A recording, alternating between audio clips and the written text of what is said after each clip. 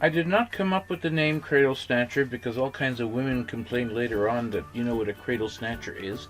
I didn't know, and the marketing department didn't know either. But it was the marketing department's idea to call it that, even though it sounded kind of neat, but it was obviously it was changed later on. But I think it was still called the Snatcher because it was very good at picking up cars. And I came up with the idea, and I came up even with a drawing of how the arm and the pivot and everything would look, and everything looks exactly the same except these arms.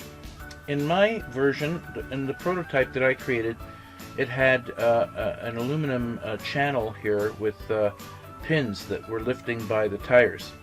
My dad put the belts on because different types of vehicles could be lifted with it. Mine was limited to most vehicles, but not all vehicles. But his idea with the belts. The other thing is, he added a wheel dolly, so that if the front or the back of the vehicle is damaged, it still could be towed.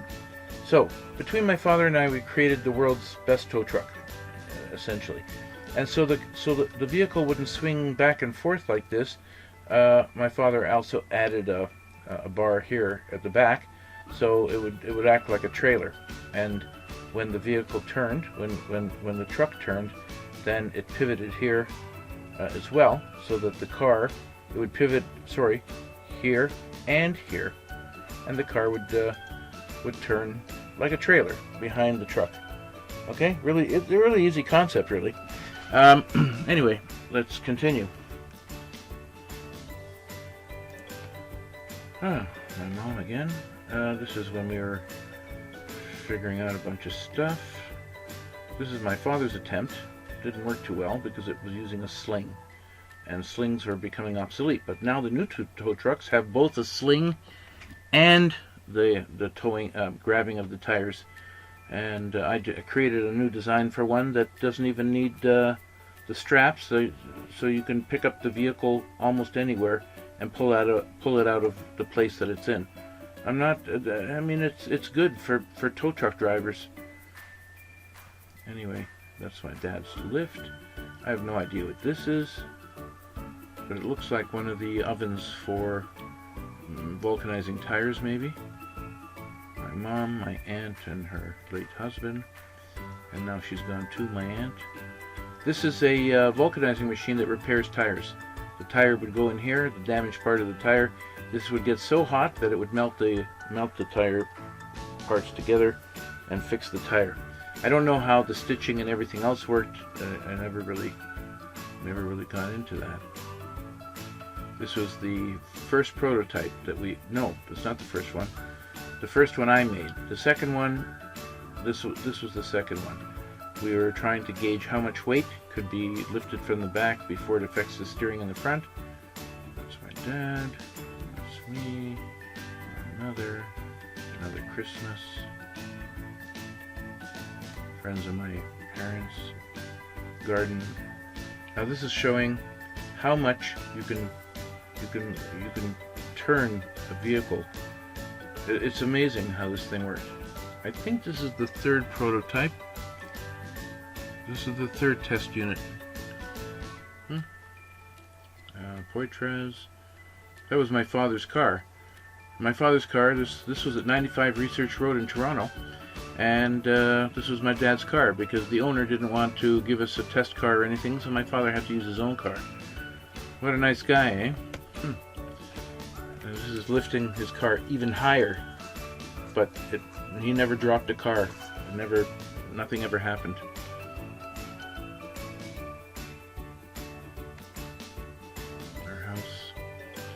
Now this is I had nothing to do with this. This is my father's design entirely on his own. He made a table saw that can cut 45 degrees in either direction. It was the only one in the world.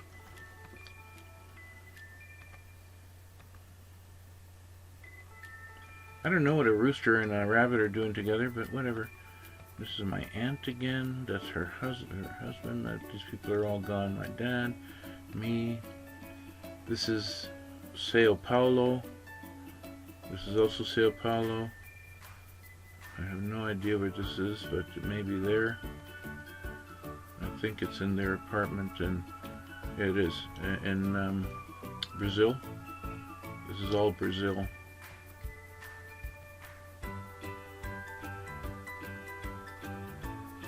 Yeah, it's Brazil. I was not alive then.